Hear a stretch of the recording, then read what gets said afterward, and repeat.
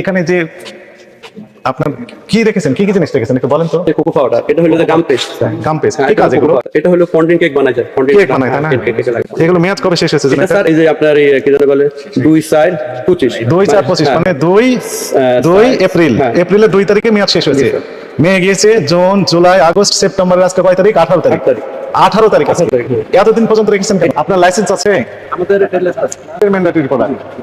যখন মনে করেন একটা ফর্ম আপনি কিনলেন, কিনে ওই ফর্ম থেকে অন্য ফর্মে যখন রূপান্তর করবেন, তখন আপনাকে আবার এই লাইসেন্স নিতে হবে যথাযথ কর্তৃপক্ষের কাছ থেকে। আচ্ছা, জানেন না, প্যাকেট করেছেন কি কালার? তেমন তেমন কি কালার? এগুলো red colour. Red colour. Colour কে তৈরি করেছে? এটা সিঙ্গাপুর থেকে লেখা আছে, লেখা আছে এখানে। এইভাবে আসছিল সিঙ্গাপুর থেকে? এটা কে করেছে? আপনি করেছেন? আপনার প্রতিষ্ঠান নাম দিয়েছেন? না, নাম দেন।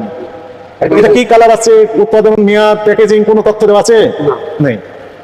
এগুলো হচ্ছে কেক তৈরি হচ্ছে, এবং একটি না, হাজার হাজার এইগুলো চকলেট, তাই না?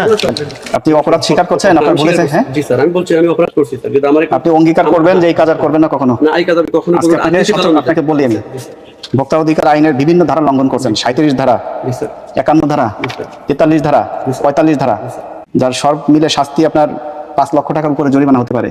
আজকে আপনাকে সতর্ক করা হলো, ঠিক আছে? 2 লক্ষ টাকা জরিমানা করা হলো এই শর্তে যে আপনি এটা সংশোধন করবেন।